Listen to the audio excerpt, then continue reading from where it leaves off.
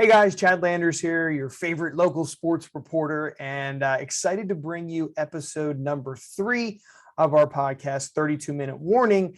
But got to have a disclaimer here for you. We did make a rookie podcasting mistake. So when you watch the episode this time, it's not going to be an HD video. We had the wrong setting. Not sure what happened for it, but it did record not necessarily in HD. All the stuff that we said is great, but unfortunately, the video, I contemplated just putting out an audio podcast for episode 3.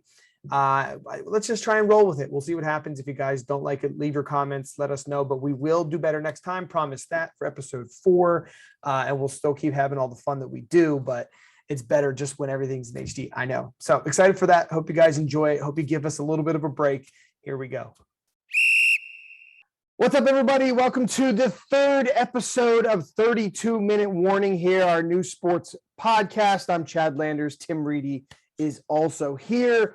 Thanks so much for joining us on YouTube. Go ahead and like our video, subscribe to the channel to see everything that will come out from here on out. Get reminders. It helps us out. So go ahead and do that. Share it with anybody you think would enjoy this as well. Tim, episode 3, we've done about one a month here. And so it's been fun to see kind of what we've covered and what has actually then happened afterwards. So excited to talk to you about several different things. We're going to do the NFL, of course. Okay. And of course, that means Cowboys, Eagles, everything going on there.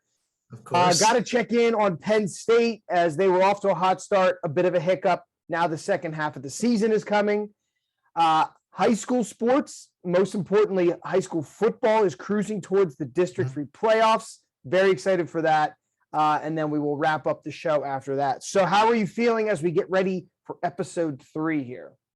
I'm doing good. I can't believe we're already into episode 3. Remember this started way back in May of this past year, how we wanted to do this podcast. We had this brainstorming session, and we have this particular format. I love it. I've been getting a lot of great reviews from people that are out there watching it. So look, it's only the 3rd episode. We are planning on doing more. We're getting our feet wet.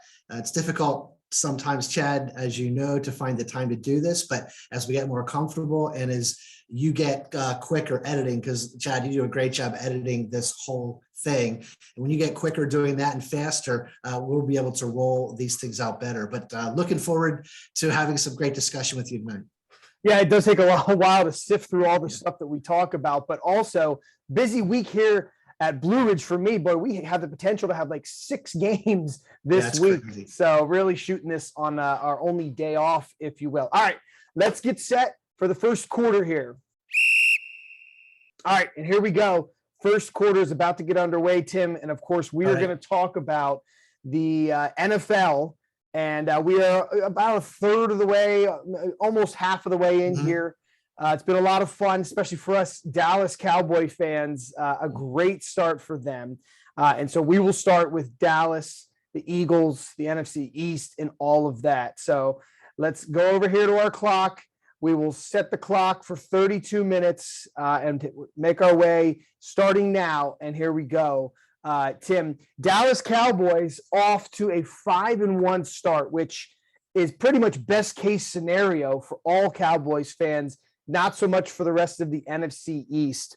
In broad brushes here, how have you felt about what the Cowboys have been able to do? Because our last podcast, they had just only 1 or 2 games under their belt. And now they've blown through a couple of teams. They've won a bunch in a row and have the bye in week 7. So how are you feeling?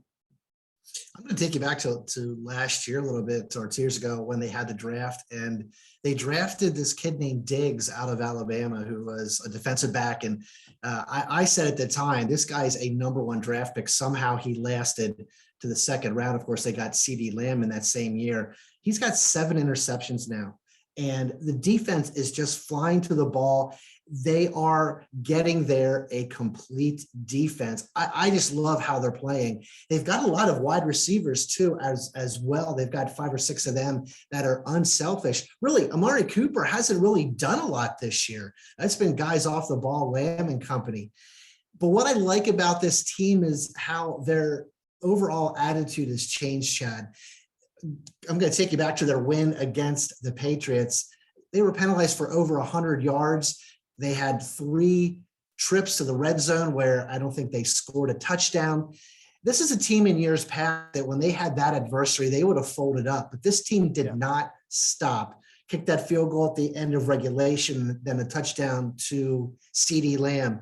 That's where I think the attitude has changed in Dallas, and that's why I am excited. They still got that fight in them that even though they're down, they know deep inside that they can come back. That game shaved like 2 years off my life watching it because, they just weren't playing great. They were making a lot of mistakes. They were clearly the better team. They missed on an interception in the end zone, and Dax, sneak up the middle where he scored and they didn't say. And so it was just, they were leaving points out there, and you're just thinking, man, this is a game that they're going to lose to the Patriots and really had no business. And they did win it. And with the Diggs interception, and then his missed coverage, and they scored a touchdown after that, and then the field goal, and then the CeeDee Lamb touch. I mean, it was just like, I lost my voice, that's kind of. Yeah, you were telling me at the game the other night about that. You were screaming so much. Yeah, which I guess I got to cut that out because, it's affecting my professional career here. Right. But so I think great start for them. And of course, that means Dak Prescott is playing so well. And we didn't really know how he was going to come back from the injury, but he's playing like one of the best quarterbacks in the league right now. And their team is, a top 5 team. And contending for obviously the division, and also potentially did make it to the Super Bowl. I know that's projecting a bit ahead, but in the NFC East, the Cowboys are trending up and the rest of the teams are trending down. I mean, that's got to be a great place for Dallas and all the fans to be. Well, the Giants are just decimated by injuries, and I don't think they're going to compete at all. Washington got a quarterback in there, Heineke, who is okay.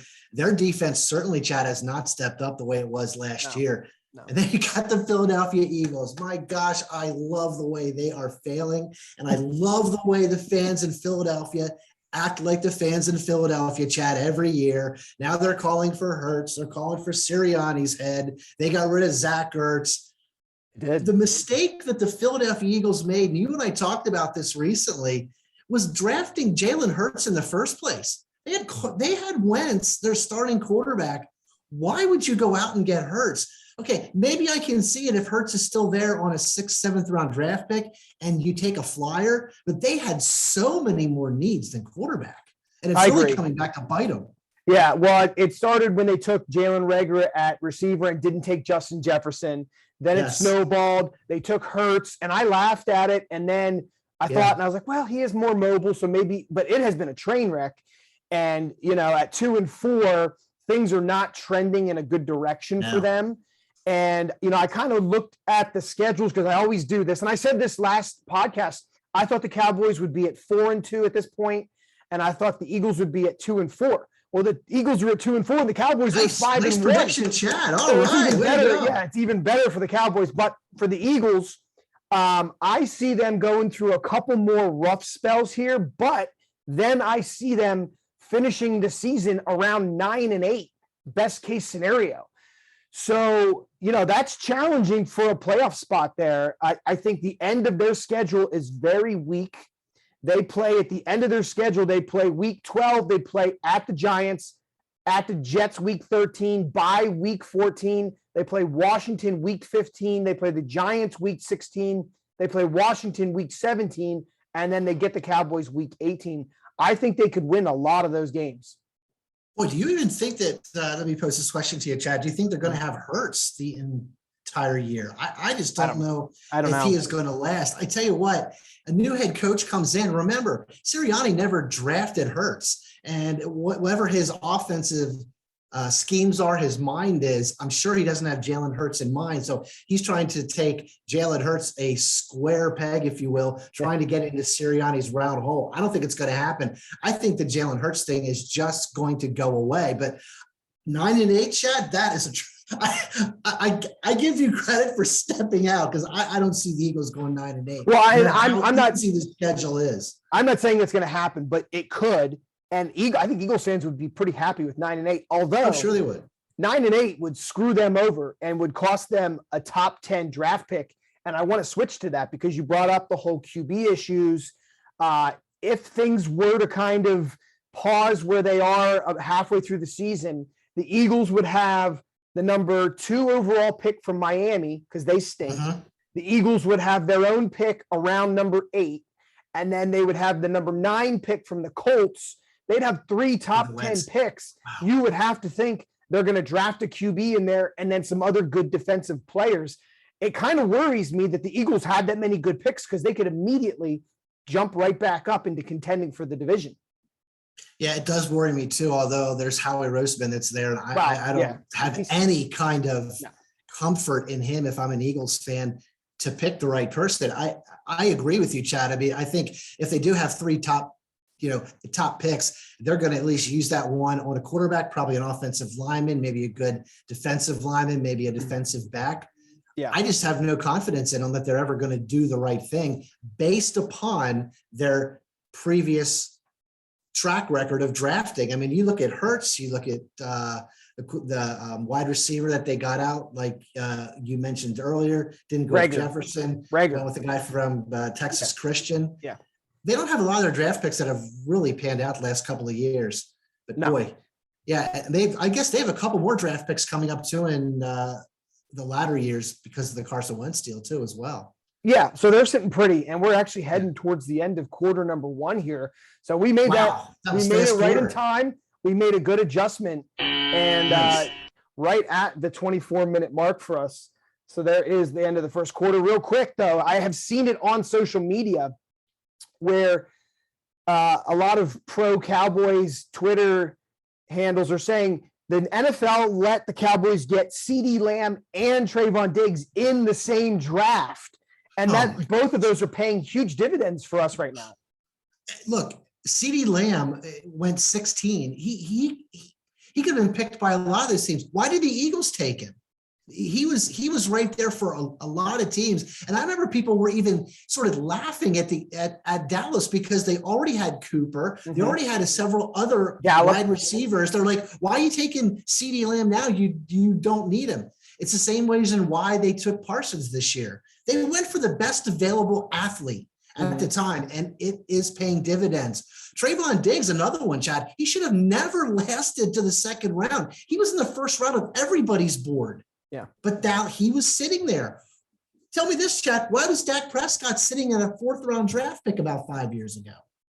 Yeah, how about that? He's playing like a franchise QB and earning all that money. And by the way, he's a great guy. You know, like I'd like to have those kind of people running my franchise. Very excited about him. All right. So that's the end of the first quarter. Just really quick. Do you see the NFL helping out Jerry Jones? There is no way.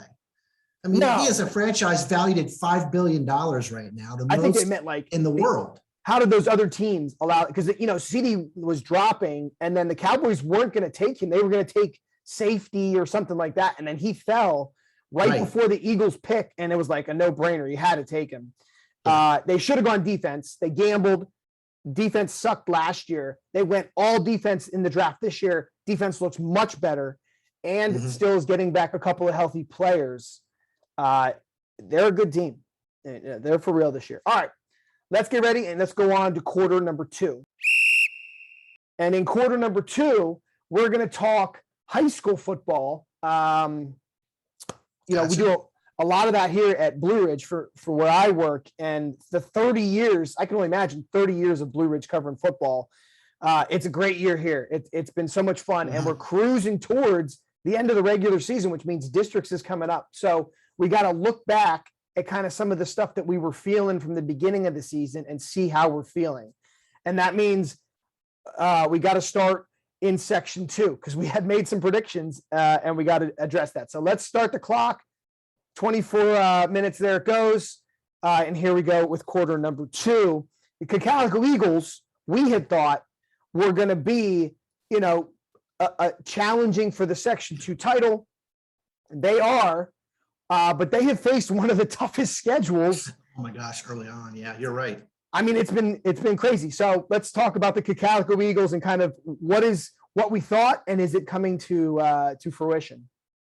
I remember, I think we both made that prediction, and I was pretty vocal on Sports Talk preseason, and I had heard that the Manheim Central Barons were kind of laughing at me because I had said the Cocalico Eagles were going to win that hands down. They played a very tough schedule at the beginning, as you alluded to, Chad. Of course, Governor Mifflin, who might be one of the best teams in the state, they got rocked by them. But Cocalico has now figured out that Veer offense with that new quarterback. Their defense is getting a lot better. They actually hold the section in their hands. They beat Warwick. They beat Manheim Central next week. They are the section champions. So yeah, Cocalico has Warwick and Manheim. Obviously, they have their own future right in front of them.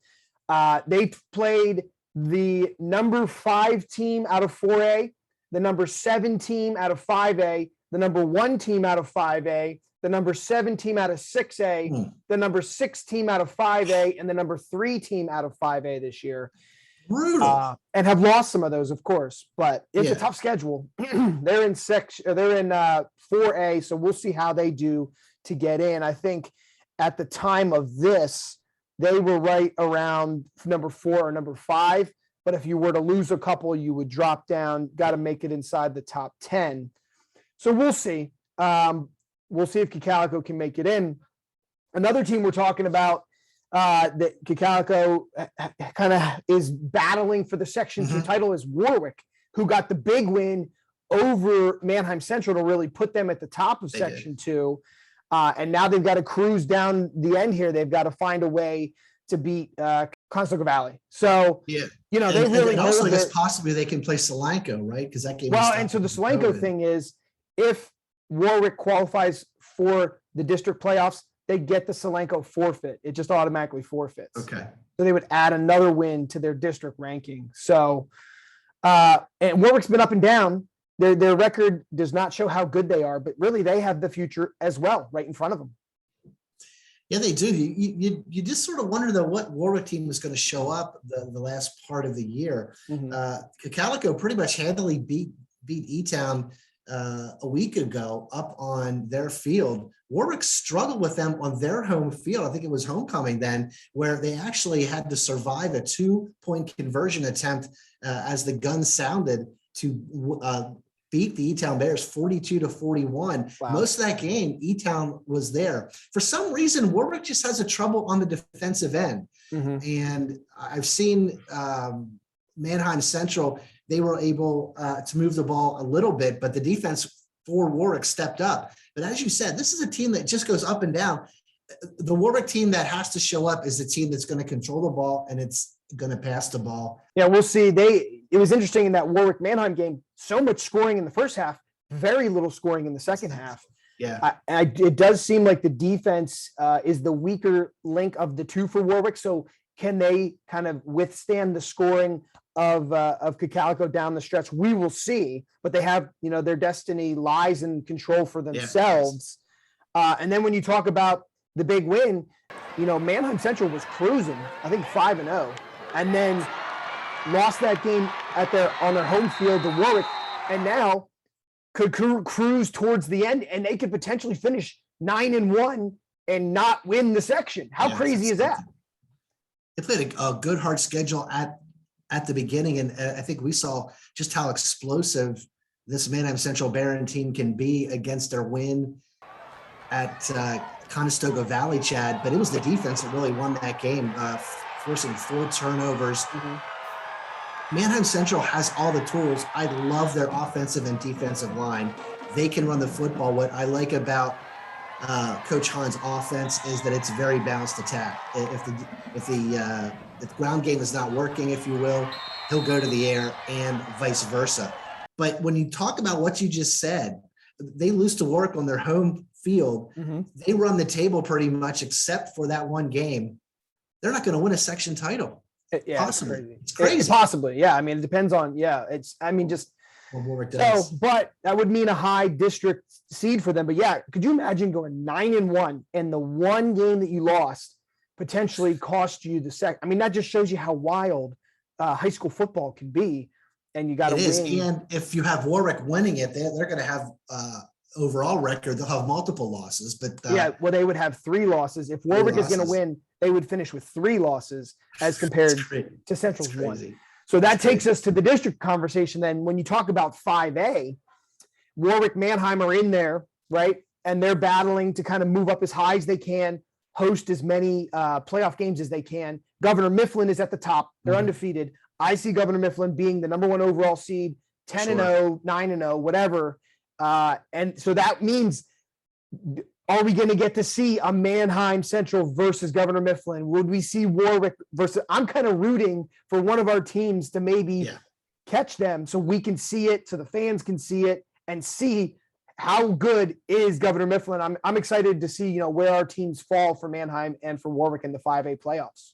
Well, especially I haven't seen Nick Singleton, their highly touted running back recruit, going to Penn State. And everybody that I have talked to said this guy is a stud. They're comparing him to Saquon Barkley coming out of high school. That's high praise. Great get by James Franklin. But from what I understand about this Governor Mifflin team, they're not just one-dimensional. They have all the tools there. They wiped out Wilson in their first game. Would they score 50 points against Calico? 56, very early on. Yeah. So I am hoping that schools in our district or in our viewing area at least get in there, maybe on the other side of the bracket, if you will, that they maybe play Governor Mifflin for the championship. How cool would it be if Warwick could somehow make it? They're in the lower bracket and they play Governor Mifflin. Remember, last year they were going to play Governor Mifflin for the district championship, but because of COVID, they couldn't. That would be great revenge. That would be cool. And I thought Warwick had the team of the century last year, and I would have loved to see them play. People were giving Governor Mifflin an edge. This year, I don't think their team is as talented, but I would love to see that. We're actually going to run out of time here in the second quarter. We're going to continue this it's now. It's halftime, Chad. It's halftime. It is halftime, but I want to get the conversation in before that. So you were mentioning what part of the bracket could teams finish. So if Manheim's, if Manheim Central goes 9-1, they're going to finish 2 or 3, right? Yep. So that would be the bottom bracket. That puts you on the other side of the bracket. Governor Mifflin would be here, Manheim would be here, could potentially set up a championship against Governor Mifflin. I would pay so much money to see that game. Oh boy. For Warwick, they would have to get away from the 4-5 seed, because the 4-5 seed would play Governor Mifflin in the semis, which, how cool would that be to see Governor Mifflin, Warwick semis, and then the winner of that potentially gets Manheim in the final. I mean, it's just, I know all of this could change. I know it's all hearsay, but as a media member, it is incredibly fun to think ahead and anticipate and then see what unfolds. Yeah, yes, it does. And I tell you what, Warwick and Governor Mifflin would be great. It'd be the ground game against that air raid passing attack with Jack Reed, who, boy, got one more year left of Reed to see, and he can flat out throw the ball a long way. That's true. We liked what Joey McCracken could do. Now we'd get to see what Jack Reed can do for another year. All right, halftime is coming. We need a break. Because voice is struggling here. So let's take our halftime pause and we'll be right back. All righty, it's halftime and we welcome onto the program former football head coach Dave Gingrich. Been retired. What is the second year you've been retired? How's it feel to be retired? How are you enjoying it? And what are you up to? Well, I wouldn't say that retirement is everything it's cracked up to be. I really thought I'd just enjoy myself, a nice relaxation, and, cocktails and the beach and fun and sun. And it's not really what they preach that it's going to be. So the last 2 years I've been going over to Fox Chase and helping our golf team a little bit. Not that they watch my swing, but, just helping out with Chip over at Fox Chase with our golf kids. So I do that a couple days a week, run the weight room a couple days a week, do some academic support after school. So that's been good. And, this year I've been able to go to see more games on Friday nights. The Eagles course, and I got to see one of my brother's games as well up at Anvil Cleona. And then we've been traveling, so we've been going to every one of our son's games, and sometimes that involves leaving on a Thursday or on a Friday, and sometimes that involves leaving on a Saturday. I do miss football. Football is, it's something I did for 29 years. So when you're at a game and, you're just like, there's certain things go on, you see something, you're like, well, we ought to try this, or we ought to do that, or, why did that kid do this? So there's still a lot of things that go on in your mind that you either have to keep to yourself, or you call Coach Stroll and say, hey, Coach, this might be something you might want to look at. But so here's a question then. How many games have you gotten to this year for Cocalico? They've had 9. I was at the Conrad Weiser game. I actually helped with the Conrad Weiser game because we had a coach that was out with COVID. How was that? It was great because Coach Stroll says, could you do this one job? And if you say no, that's fine. I get it. But I'd really appreciate if you would do this. And I said, okay, I'll do that. Went up in the press box, and it was very enjoyable. I felt like I gave a little insight with what my job was. I did not overstep my bounds, but I did that job. And, we had a good day, and we ended up winning the game. So I was at the Conrad Weiser game. I was at the Warwick game. I was at the Solenko game. Trying to think if there were any other games that I was physically at. So it sounded like not a lot. I haven't been to all of them, no, because it's a little bit of like this weekend. I'm thinking to myself, what do I do on Friday? Like Friday, we're at Central, so that's a big game. It's for the section championship, but I don't want to. I don't know. I don't think it's my right to be on the sideline. Okay, that's not it.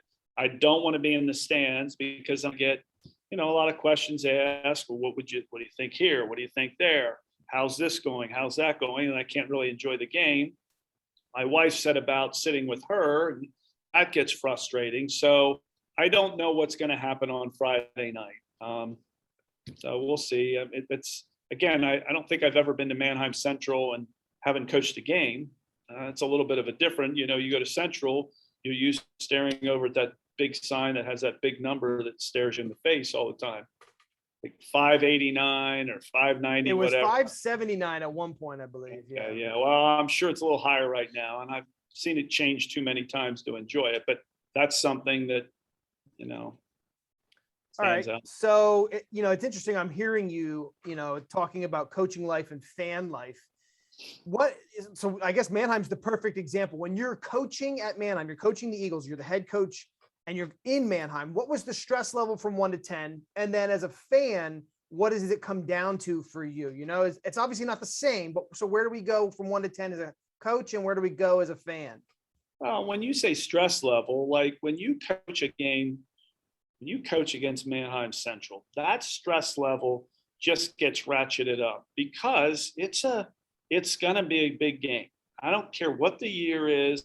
The records normally have been pretty good when we've gone against each other. And usually a section championship or a playoff berth is on the line. So I don't know if I'd call it stress. I'd call it attention. Like it has your attention and you have heightened emotions and I guess you could put a little stress in there. But when you go to watch a game as a fan, like I've done the clock, the clock the last 2 weeks or 2 out of the last 3 games or whatever. I got zero stress doing the clock other than making sure that I stop the clock when the official tells me to stop it and start it when it tells me to start it. If I'm watching the game up in the press box or up above, no, I don't have too much. There's no stress. Okay. I wasn't sure if there was, if you were able to separate yourself. Oh yeah. It's a big difference there. Good. That's good. That's what you need. That's part of retirement. I don't know. Here's the thing with stress. Like, I think there's certain levels of stress that are good. Like one of the things I miss is stress. I miss being tired constantly, like constantly being tired. I miss that. That's I know it doesn't sound normal, but that's the fun. The fun is the competition. The fun is trying to get a group of guys together to play together to achieve. That's fun. Yeah. Well, and you guys did a great job over the years, and now Coach Stroll is kind of doing that. And he's got the Eagles playing pretty good. They had a tough schedule this year, but it somehow they are standing atop of Section 2. They're going into Mannheim week 10. What are we feeling about the big win over Warwick, by the way? That was a pretty big win for them. How did you feel after that win? And then how does it feel to go into this Mannheim game in week 10 with the section title on the line? Well, first of all, I'd like to say that I'm so proud of the kids and the coaches, because I think we were 1-3 or 2-3 or whatever we were. We were in a predicament. We were in a spot that we could have gone either way going into the Garden Spot game. And, I think from that time on, we've played pretty good football. And I think part of when you play a tough schedule and you get beat, sometimes you get beat up. You got a couple choices. You can get discouraged, or you can get, disappointed. Like, disappointment's okay. And our kids, I think, were disappointed, but I don't think they were ever discouraged. And if you're not discouraged, you have a chance to improve and a chance to get better. And I'm so proud of them because we chose to get better. And how exciting is it that it's Mannheim Central on the other side here for the section title? It shouldn't really be any other way. That's really what it should be when you're in Section 2 and the section title is on the line. And I look at it from Mannheim's point too. I mean, sure, Warwick's cheering for Mannheim, which is hard. They don't enjoy doing that. Right. But I think from a Central standpoint, they're like, look, we could have beaten Warwick, maybe we should have, or whatever. And here's our chance for redemption. And so I think Mannheim's looking at redemption.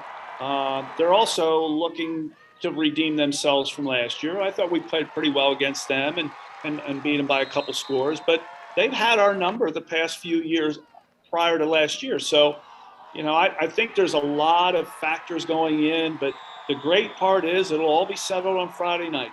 Friday night around 9:30, we'll know whether Cocalico's the section champ by themselves, or they're sharing it with two other quality teams. Yeah, three-way split is possible, which is, again, just wild. That it could happen. One of the reasons Cocalico is playing so well is their running game. I mean, they always have a great running game, but Anthony Barassa is just an absolute monster on the field for you guys. He's the leading rusher in the league. He's got the most touchdowns. He's got 2 300-yard games. What have you seen in him? How impressive have you been with him? Well, when Anthony was in 9th grade, he was not. He stayed out in the 9th grade, the freshman team, and I don't know if it wasn't due to lack of ability. We just had not seen a lot of Anthony Barassa prior to.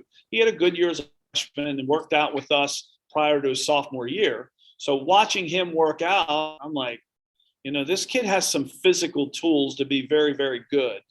And we saw him for 2 or 3 weeks as a sophomore, and then he ended up breaking his ankle and missed. I think he missed from the Governor Mifflin game on. That happened in the JV game. Happened from the Governor Mifflin game on, where he wasn't able to play. And we always thought he could be pretty good. And last year I thought he had a great season, but this year, just what he did last year and what he's doing this year, it's just incredible. And again, a running back can't do that by himself.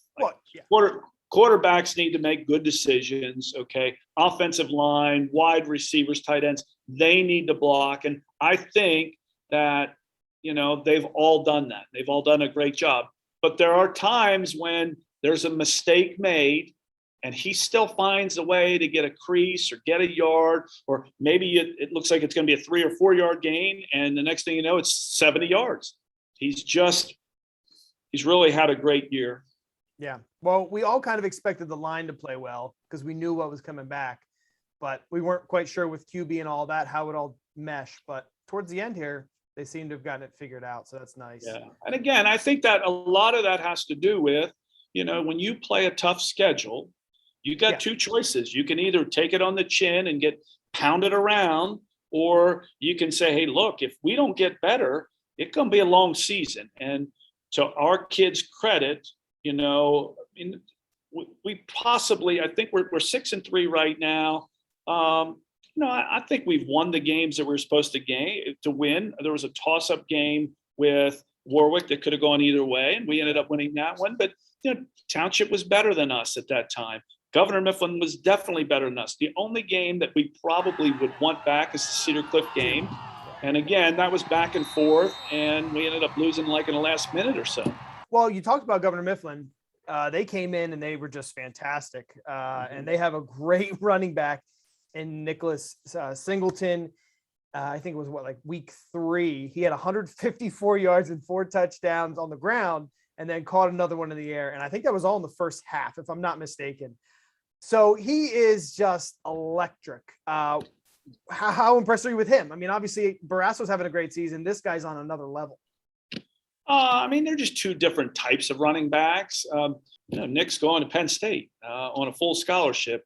His visits, I believe, were to Notre Dame, Alabama, Penn State, Texas A&M, and I don't know if he took a fifth or if he didn't take a fifth, but those are your college visits. I'd say you're pretty good. And I remember watching film on him before we played him when he was a freshman against Wilson, and he was doing some Singleton-like things then as a freshman.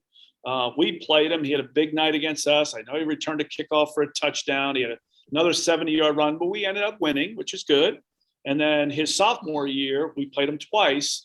And the first time, I think he had a little bit, he did a little bit more damage to us. The second time we played him, was probably one of our greatest defensive efforts that I've seen since I've been here. I think we held him to 13 yards on 15 carries. Now, that was the 2019 District 3 playoffs quarterfinal round. You guys were the top seed.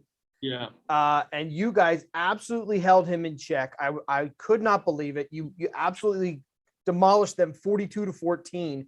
How did you stop him? What was the game plan? And can that be repeated, or is he just on a different level now? Well, I think the game plan is you just got to be more physical. We were more physical at the line of scrimmage than they were.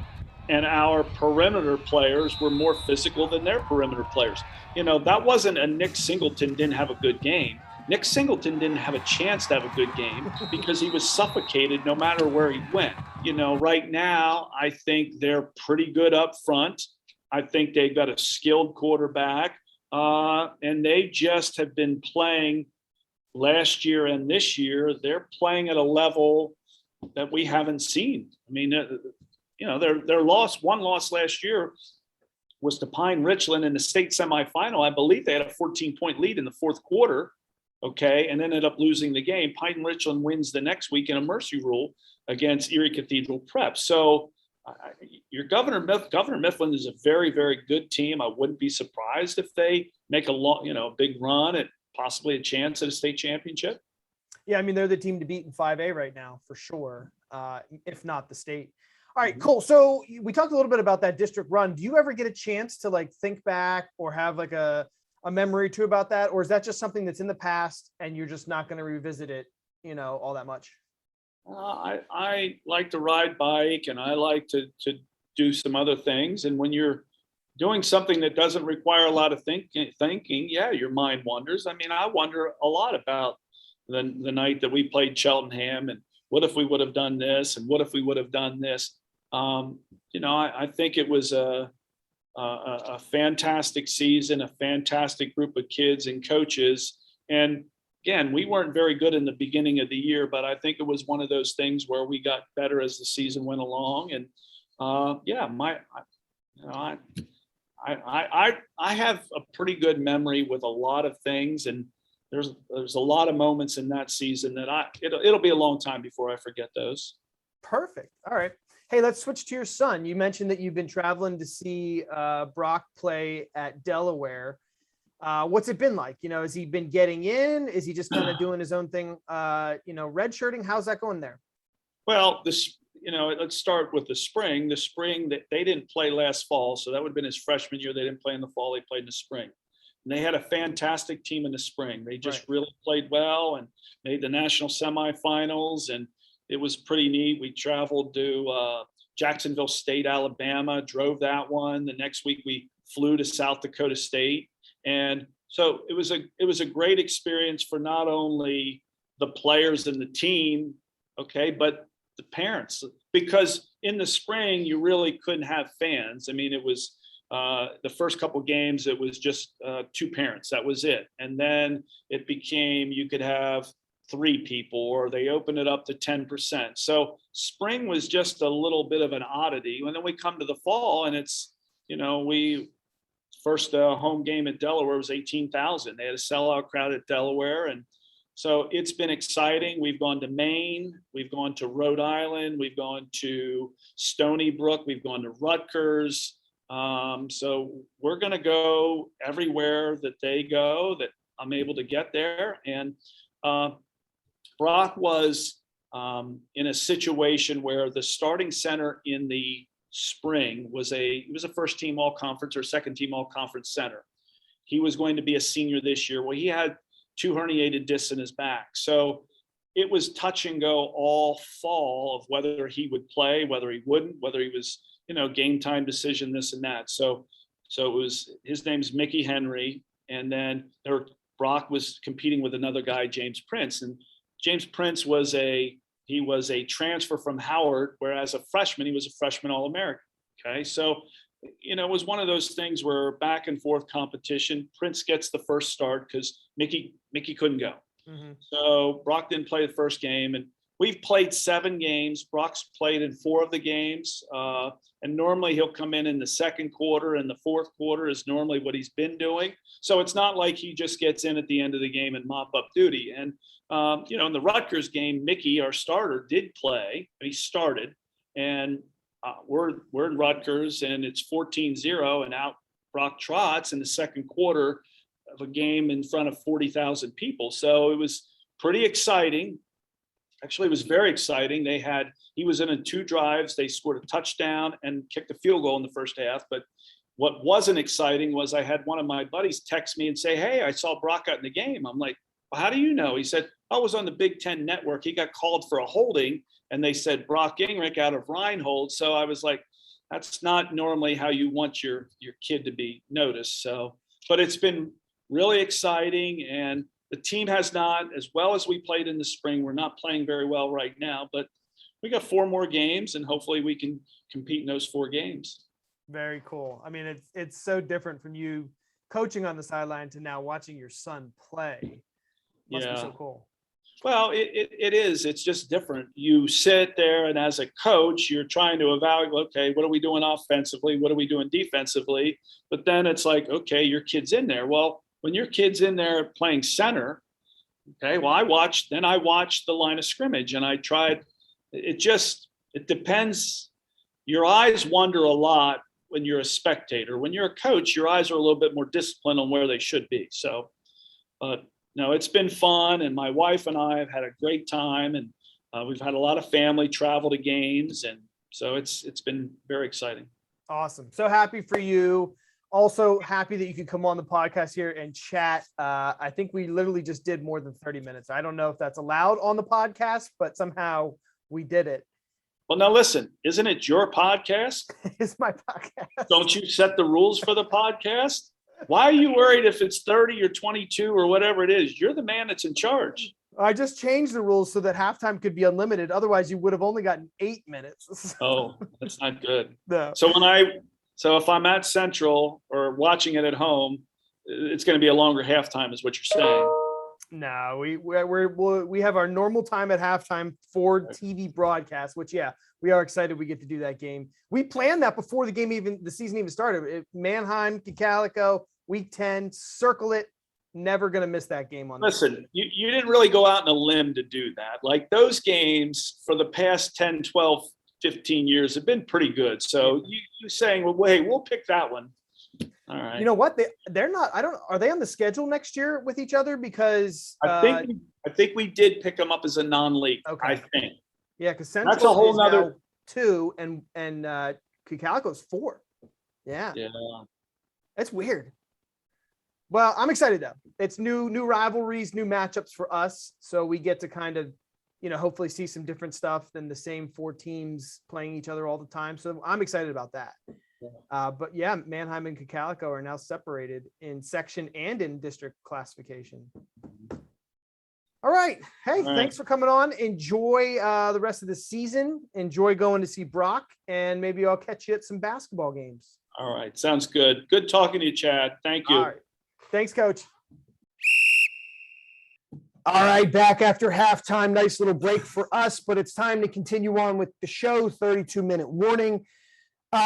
Tim, let's talk about Penn State. We were incredibly high on Penn State coming into the season and into this podcast.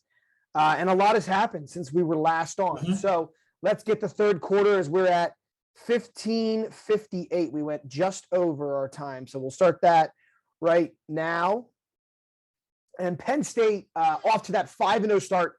Fantastic start. They were ranked, I think, like 4th in the nation.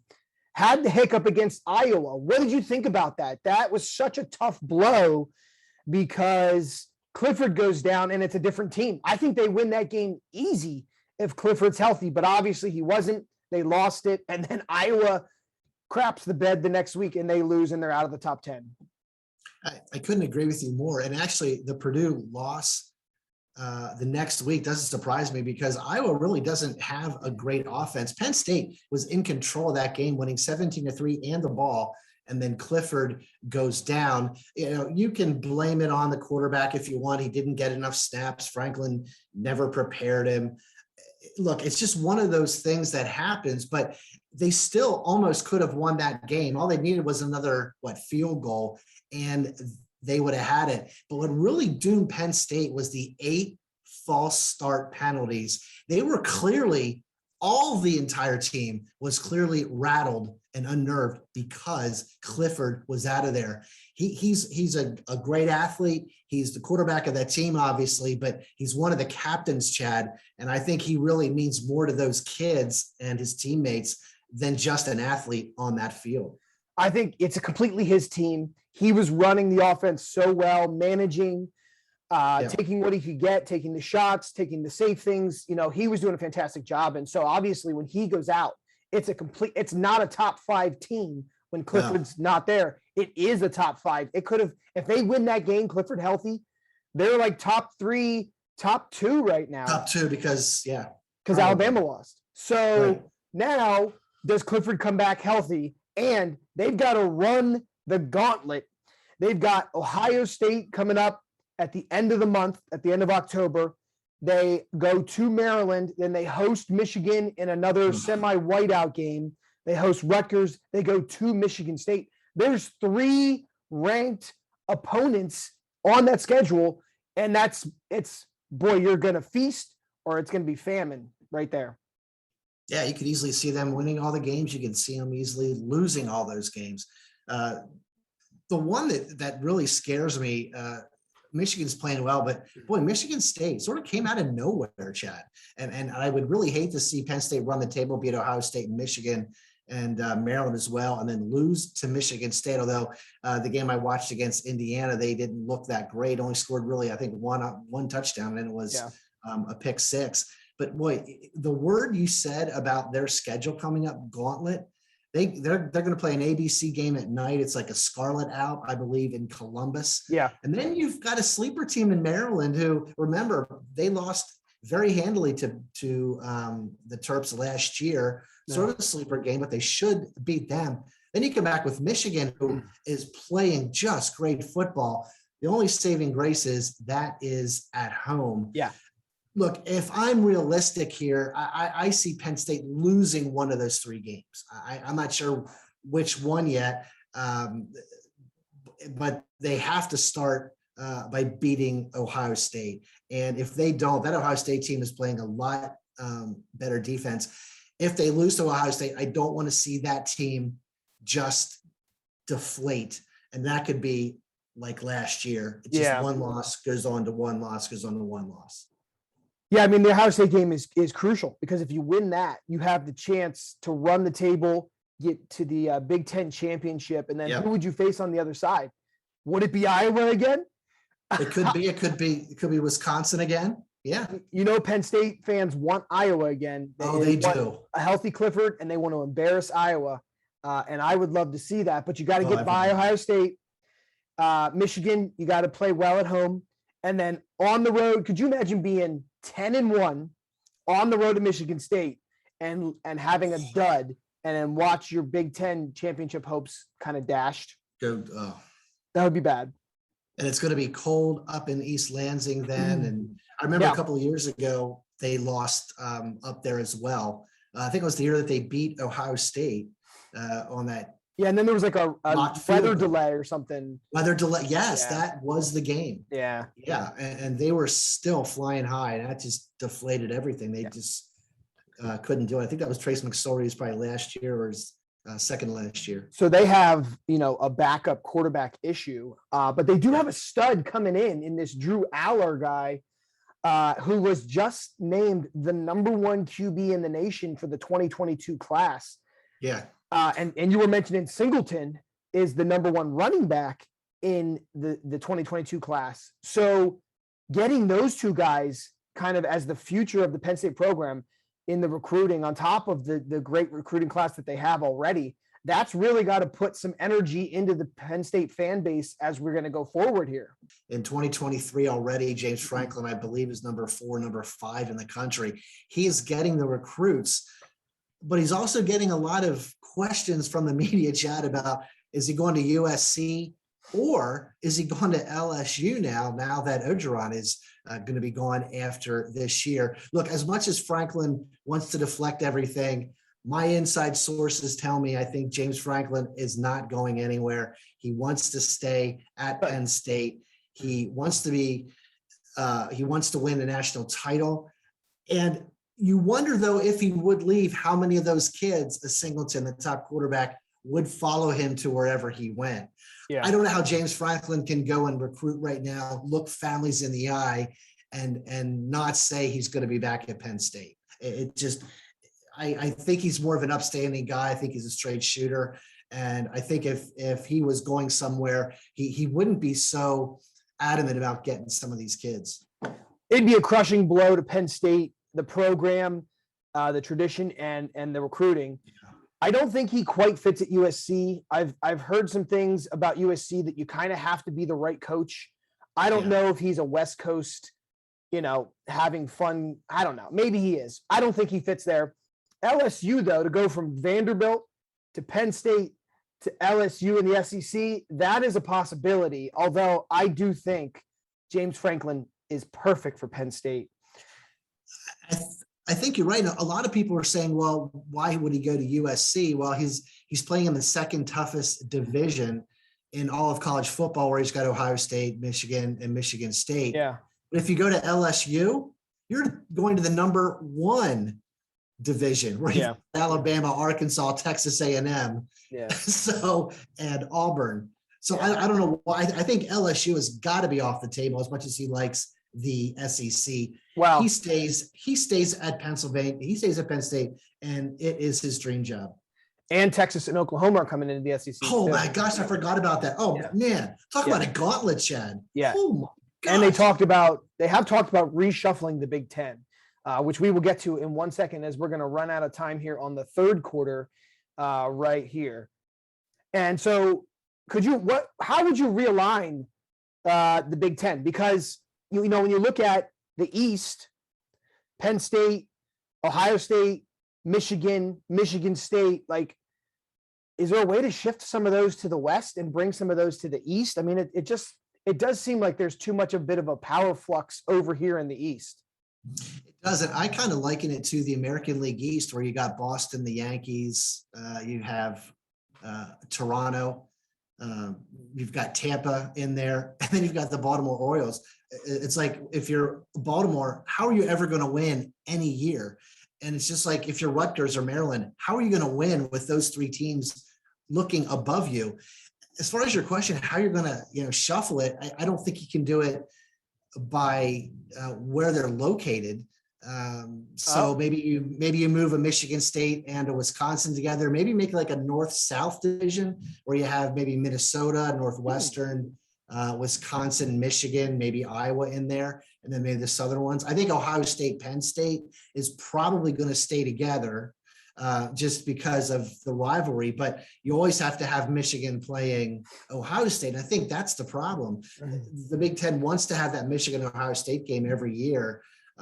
So they don't want to put them in different conferences. So I say move Penn State out to the other division. Wow, you want them to go west? Okay.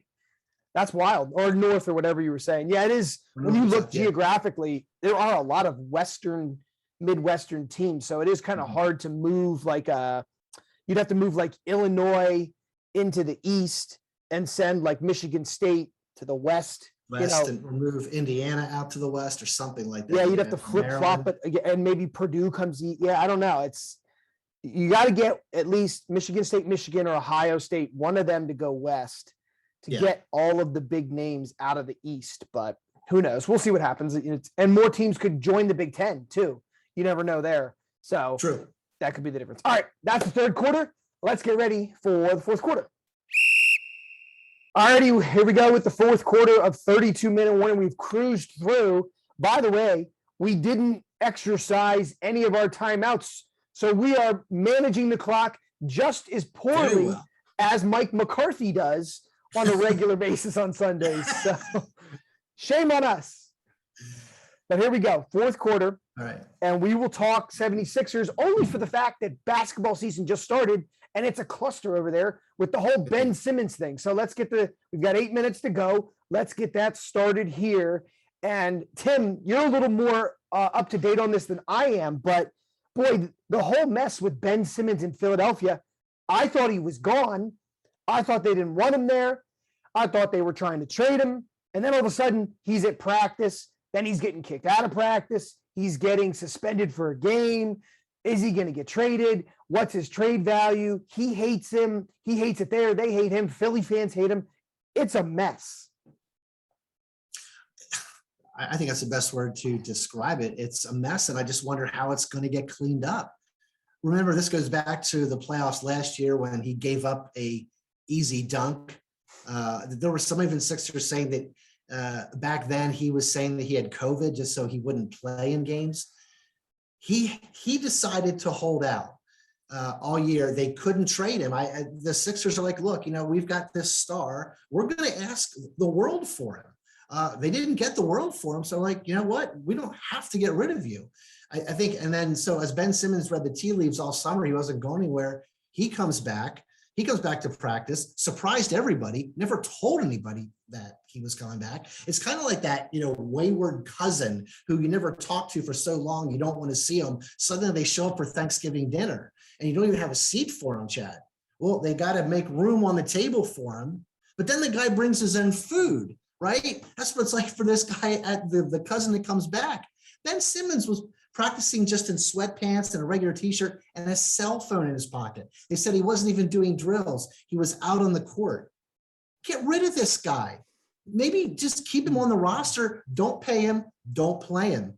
And we'll see. I love what the NBA said that they're contemplating right now, Chad, in situations like this. If a player demands a trade, they'll give it to him, but their contract is null and void for the next team. That is brilliant. All right. Well, the problem I think is that he still has like 4 years left on this contract. Yeah. And he's owed $35 million a year. So, I mean, that's a tough contract to trade, and he's 25 or whatever, but he has no value because he's a pain in the butt. And, who's going to trade any real capital to take him? And, so the 76ers are kind of in a weird spot. He's at practice, but it sounded like he was uninterested. And then you've kind of got him calling out Joel Embiid because Joel Embiid gets too much of the attention of the off. And it's like, well, Joel Embiid's the heart of the team. If you check out Sixers fans, they love Embiid. Embiid plays through bone spurs in his knee and stuff, Ben could hardly be bothered to get out on the court and play offense. So like for him to call out Embiid and then to just be such a pain in the butt, I mean, he just does not seem to be all that self-aware of his own value right now in the NBA. Yeah, and just think about it. Remember, in the NBA, you have to trade money for money. So, like you said, 35 billion that is owed per season. The Sixers have to get back the exact same compensation. So it might take 3 or 4 players to get that back, plus draft picks. You brought up an interesting point. I never really even thought about it. What team would want to take Ben Simmons right now? It's like, Kyrie Irving. It's the same thing. These guys are troublemakers. Why do you want to leverage and mortgage your future for a guy who has already demonstrated, I'll shoot when I want, I practice when I want, I'm my own person, I'll demand a trade, I may hold out. Who's to say the next place that he goes, he doesn't do that within a year or two? This guy has trouble all over it. The Sixers have a real problem. I mean, I don't know what they do with him. I guess if they want to get rid of him, Chad, they've just got to get the best possible offer that they can get and just move on. Although I don't think I'd want to see him in the Eastern Conference again, move him out west. All right, we just ticked under 4 minutes to go. We tackled the Ben Simmons conversation. We could go a bunch of different directions. We don't have a ton of time. I do want to bring up something funny that I think people will get a kick out of. Yeah. We did a playoff soccer game the other day. It went to penalty kicks. Yeah. And wouldn't you know it, tied 3-3. Hempfield sends their goalie out to take the clinching penalty kick, and he makes it. I've never seen that in my broadcasting career, in my playing career. I had never seen that. I talked to the coach. He said, that dude's got ice in his veins. They do it a lot. So, like, what did you think when that was going on? Well, the first thing was I was looking at the Hempfield kids who were out there to take those penalty kicks. And I was looking right at them to see who's the one that's going to come forward. Nobody came forward. I just looked down at my roster and you said, the goalie came out. He's going to take the hit. I'm like, I look up, what? Then I saw there was the green jersey. I've never, ever seen anything like that. I mean, I'm not taking anything away from Noah Felty or what he can do and how good of a soccer player he is. I just didn't think that the goalie was one of the top 5 people on your team that would want to take a penalty kick. Apparently he was, and he made it. Yeah, upper shelf, top 90. Yeah, he did. Struck it well. He seemed to be having a little bit of fun with it too. So obviously he was not all that concerned. That was wild. Also a tough way for Mannheim Central to lose. They were right in it. And then, their keeper, Dylan Smith, had a fantastic game, basically saved the game several times for them. And boy, just to see the goalie for the other team make it, I had never seen that. See, people have talked about all the time, soccer, it's boring. There's no goal score. There's no action. I tell you what, Chad, the last 10 minutes of that Mannheim Central Hempfield game in regulation, you and I talked about it. It was gold with the fans coming up and the intensity. Remember we were talking about Mannheim Central just sort of looked a little flat. They turned it up just like that. And there were corner kicks. Hempfield had a chance to score within the last, 45 seconds. Yeah. It was exciting. It was almost like a 1-1 ball game in the bottom of the 9th inning. Somebody led off with a single. Are they going to bring them around to score? That's how intense it was. I kind of wish both games, by the way, we had went to overtime. I kind of wish they would take some people off the field maybe and open it up a little bit. I like that. Yeah. Instead of having like 11 on 11, I kind of wish it would be something less than that. All right. Hey, we're under a minute real quick. Let's call a timeout with 40 seconds there. Oh, I almost missed it. Let's call a timeout because I do want to get your thoughts on Major League Baseball. They're in the playoffs. They're down to the final 4, Astros, Red Sox, Braves, Dodgers.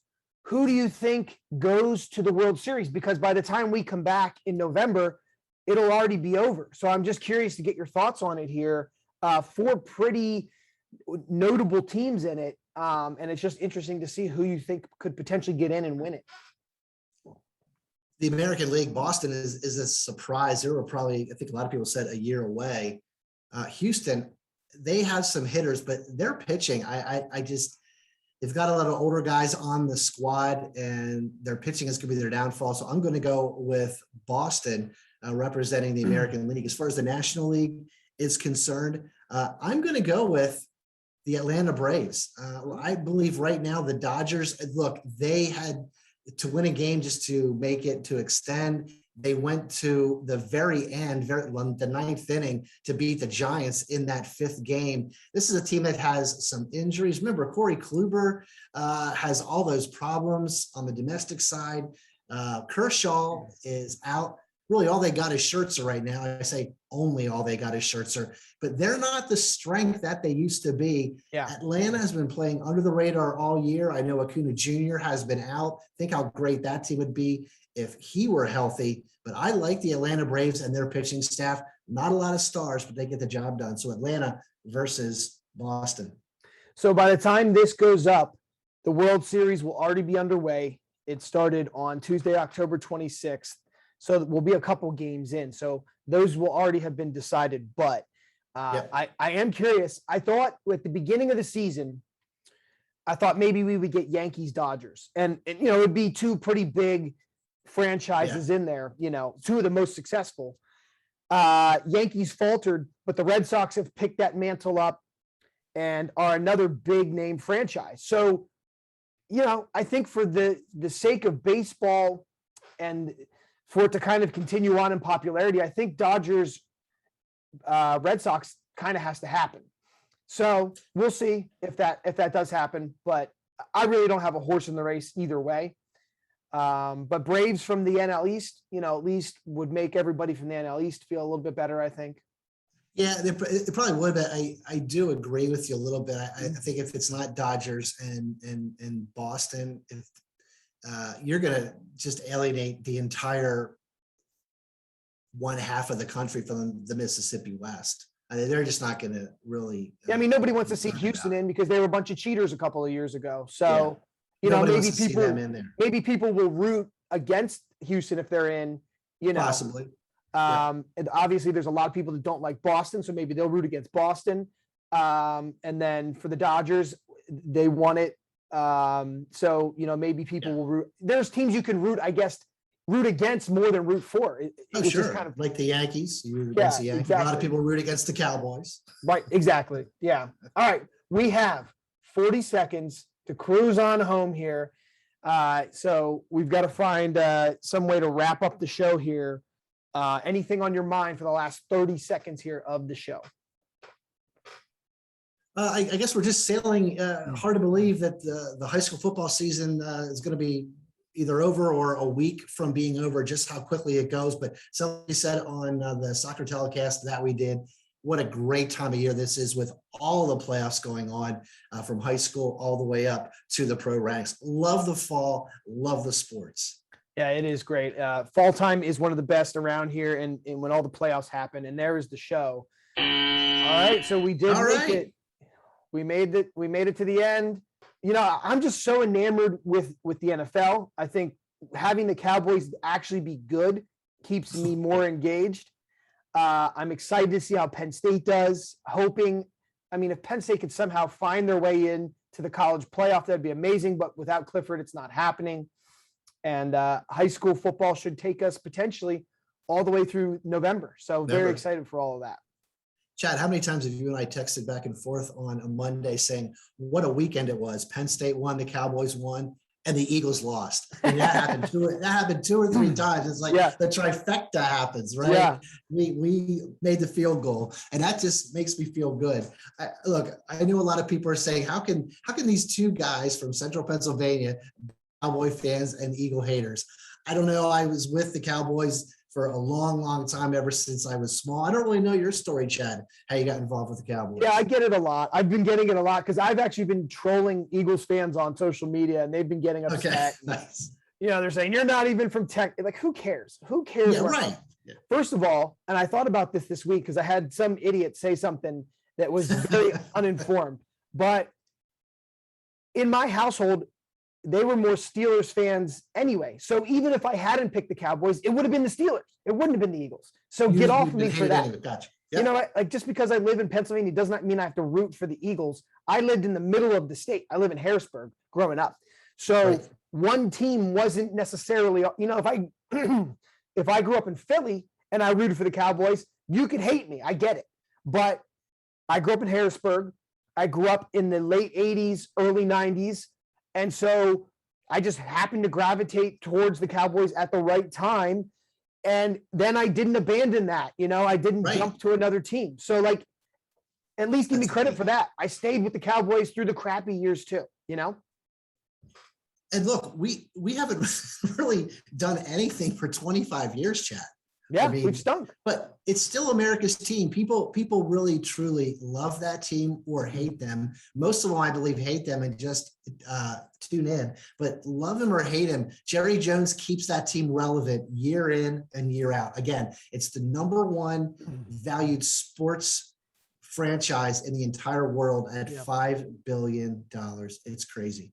I've leaned into it now, and I just, you know, I try to just be as annoying as I can now because there's no way around it. Yeah. You know, if people are going to hate me for being a Cowboys fan, then I'm really going to go over the top. You know. Well, true confessions here, Chad. After they beat the Patriots, I was just sitting in my living room thinking, early February, who am I having over to watch the Super Bowl? Because I can't wait. That went through my mind too. I thought, wow, Was it really nice? can I Yeah. host a Super Yeah. Bowl party here? And I was Yeah. like, yeah, I guess so. Yeah, Yeah. Oh yeah. we were Awesome. thinking the same thing. Yeah. How fun would it Because I be? think it does seem like it really may happen this year. I mean, it's you know, more possible than ever, I think. Yeah. How Yeah. fun would it be, Cowboys and Bills? Kind of going back to the early 90s. I mean, I think that would be so fun. Oh man. Yeah, all the memories and all the pain and anguish from the Bills fans. You know, and maybe they come out on top this time and completely reverse the curse of the 4 in a row loss. You know, like I think that'd be so cool.